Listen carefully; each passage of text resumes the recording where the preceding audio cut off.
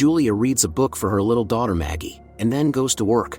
She sings at a restaurant and signs autographs for fans after her performance. A producer became interested in her and offered a promotional campaign. In the morning, the husband said he was going to be late at work today, so the wife would have to pick up their son Chris from school. During the day, the mother and daughter went for a walk in the park.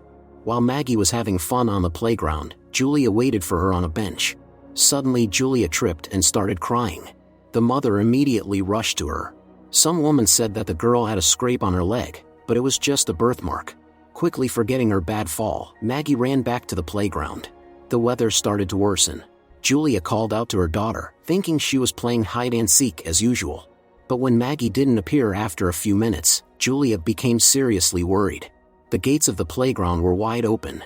In a panic, Julia ran to search for Maggie in the park, asking passers-by if they had seen a girl in a blue coat. Unfortunately, nobody had seen her. Julia continues to call out to her daughter in despair. 16 years have passed. Julia, who has completely lost interest in life, works at a bank. She lives in a small apartment where no one is waiting for her. Sometimes she visits the gym to distract herself from sad thoughts. Before the weekends, she dines alone at a restaurant. Today, there was a party in honor of Chris and his fiancée Celeste. The couple is expecting a baby and are getting married soon. Of all the guests, Julia arrived last. The bride's parents gave a warm speech and told Chris that he is now part of their family. Doug, Chris's father, also gave a speech. He believes that Celeste is the woman who will make Chris happy. When Doug said that Celeste has become like a daughter to him, Julia's mood soured, but she tried not to show it. Doug and Julia are divorced and no longer live together. Doug is now dating another woman, Amanda, who has a son named Dean. Julia was planning to leave the party, but the son called out to her. He is upset that his mother didn't even talk to Celeste or her parents. However, Julia can't stay here any longer. At night, Chris shares his worries about the mother with the fiancé. Celeste is confident that things will get better. Sitting in a cafe, Julia solves a crossword puzzle out of boredom. She witnesses a couple at the neighboring table having an argument. The girl leaves the cafe in tears. In a supermarket, seeing her reflection with smudged makeup, the girl steals sunglasses and tries to leave unnoticed, but a security guard blocks her path. The girl tried to convince him that those were her glasses, but the security guard was about to call the police. That's when Julia intervened, confirming she was wearing those glasses when she got here. As they left the supermarket, the girl asked Julia why she helped her. The woman said rather coldly that she was late for work. Meanwhile, Chris, who owned his own construction business, had a new large-scale project in the works. Julia stayed at work longer than other colleagues. Outside, the same girl approached her, saying she wanted to thank her. Julia was not in the mood for conversation and responded rather rudely, but at the last moment she softened. They went to the cafe for a snack. Louise explained that she had come from Michigan to New York to be with her boyfriend, but it turned out that he already had a girlfriend. Now Louise didn't even have enough money for a ticket to go back home. But that's not the worst of her problems. Upon learning that Louise was pregnant, Julia wrote her a check for $700. Louise hugged the woman. No one had ever selflessly helped her before. At work, Raymond, Julia's boss, brought her coffee. She was surprised, but before she could say anything, the phone rang. Celeste arranged to meet her future mother-in-law at a restaurant to get to know each other better. Chris was convinced his mother wouldn't show up. Even when he graduated from school, she didn't come to his prom. To Chris's surprise, the mother did show up. Celeste tried her best to keep the conversation going, but Julia answered all the questions reluctantly. When Julia was going to the bathroom, she saw Louise drinking cocktails with some guy. It turned out the girl had deceived her.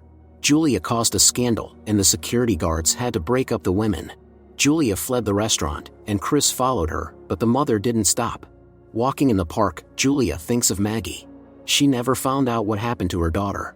At the playground, Julia interacted with different children. Other mothers found her behavior suspicious and called the police. The officers took the woman away, who tried to resist. Upon learning what had happened, Chris immediately went to the police station. The officer explained that they were not pressing charges against the woman, but Chris should keep an eye on his mother. Chris told the officer that 16 years ago his sister disappeared. After that, the mother changed. Chris took his mother to her apartment. Celeste was here too. She offered her mother-in-law to live with them, but Julia politely declined, assuring them that she would handle the problems on her own. Outside, Louise waited until Chris and Celeste left. Julia, who was about to open an album of old photographs, heard a knock on the door. At the doorstep stood Louise, who had obtained Julia's address from the check. Shocked, Julia slammed the door in front of the girl, accidentally trapping her hand. Louise had come to return some of the money to Julia. The girl also confessed that she wasn't pregnant. She felt incredibly ashamed of her lie. In reality, Louise wasn't from Michigan but from New York. Julia let Louise into the apartment. While Julia went to fetch some antiseptic, Louise fell asleep on the couch. Julia decided not to wake her. In the morning, Julia prepared a delicious breakfast and allowed her guests to take a shower. When Julia asked Louise where she lived, the girl replied that she didn't have a home. Usually she stayed with different guys overnight. Before leaving for work, Julia told Louise that she could stay there for as long as she wanted. The girl was confused by this kindness and was not at all opposed to staying. She really liked Julia's home and belongings. Upon returning from work and not finding Louise, Julia panicked. When the girl entered the apartment, Julia persistently asked her where she had been. Louise was bewildered by Julia's concern. In the evening, they had some drinks. The girl shared her plans for the future. Now Julia started regularly visiting her boss for coffee. Raymond clearly enjoyed her company. Chris visited his father and stepmother. Dean, Amanda's son, was a very quiet guy and hardly spoke. Chris confessed to his father that he was concerned about the mother's behavior. He also shared the incidents in the park and the restaurant. Chris desperately wanted to help his mother but didn't know how. Doug advised the son not to get involved. In his opinion, Julia would never come to terms with Maggie's disappearance. Doug had tried for her for 7 years, but ultimately couldn't help his wife. He didn't want to get stuck in the past with her, so he left. Julia bought clothes and essential items for Louise. In the evenings, Julia cooked dinner instead of ordering takeout as usual. She found joy in taking care of her guest.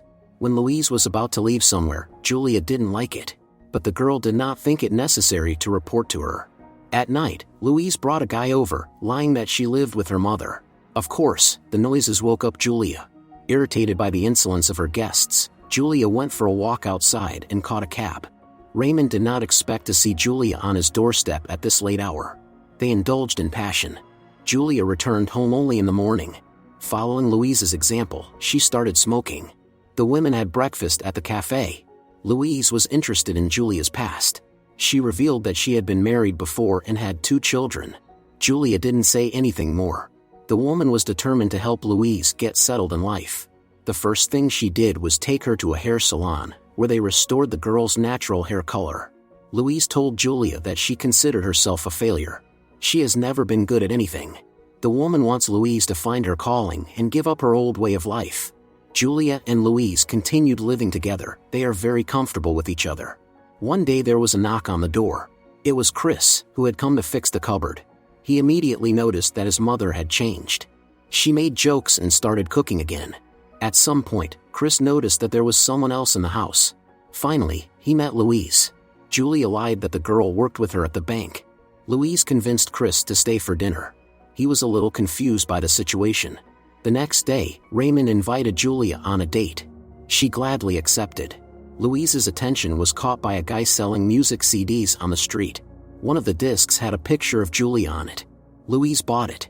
Meanwhile, Julia and Raymond were at the restaurant. A woman was performing on stage. Watching it, Julia thought about her unrealized dream. After the date, Raymond wanted to stop by Julia's house, but she said the daughter was temporarily living with her. Louise brought her brother Stuart to the house. Julia felt disappointed and went to her room. Realizing that Louise wasn't actually her daughter, Julia asked her to leave. Louise didn't understand what was happening and why Julia accused her of lying. The woman couldn't sleep all night. There was a knock on the door. On the doorstep was Stuart, who had forgotten something here. As he left, Stuart asked Julia not to be angry with Maggie. Upon hearing this, Julia tried to stop him, but failed. Later, she found the brother and sister at the bus station. Stuart was on his way to another town. Louise bid him farewell, reminding him to take his medication every day. When Stuart left, Louise noticed Julia. As they rode in the cab, the girl revealed that she had lived in a foster family, so Stuart wasn't her biological brother. Their foster parents were religious fanatics and even prohibited them from watching television. The new parents named the girl Maggie, but she didn't like that name. Louise also mentioned that she didn't remember how she ended up in the foster family or what came before. Louise and Julia returned home. The woman hadn't slept and stared at Louise, wondering if she was really her daughter. Julia wanted to see if she had a birthmark, but Louise woke up. Julia pretended to search for a book and picked up the photo album. Louise asked for permission to look at the photos. She was surprised that Julia never talks about her children. As they looked at the photos, the woman remembered the past. They used to be a close-knit family. And when Maggie was born, Julia felt truly happy as she had always wanted a daughter. With tears in her eyes, the woman spoke to Louise as if she were her daughter. The girl just hugged her silently. It was Chris and Celeste's wedding day. The families were having a great time, but Dean felt out of place. Julia brought Louise to the celebration, even though nobody had invited her. Chris didn't like the situation, but Celeste told him not to worry. She also realized that Louise was the girl from the restaurant. Dean, who found it very difficult to interact with people, met Louise. He said he felt unnecessary in this family. Louise in turn shared fictional facts from her biography. Their conversation was interrupted by Chris, who immediately realized that Louise wasn't a bank employee. Louise walked away from the conversation.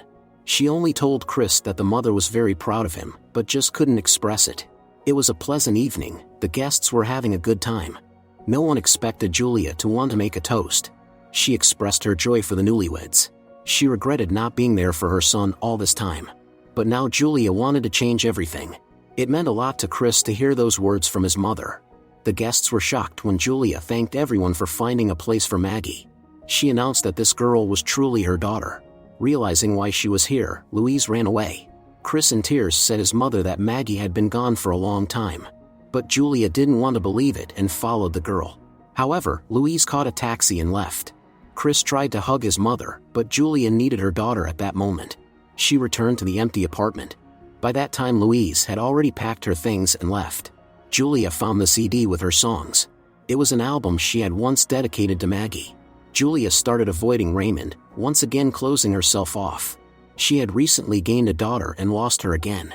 Julia feels like she sees Maggie everywhere, but it's just self-deception. Soon Chris and Celeste had a baby. The family threw a party for the occasion, inviting all the relatives. As Chris was adjusting the chandelier, he fell and broke his wrist. When Julia found out, she rushed to the hospital. Celeste was already there. Julia saw her granddaughter for the first time.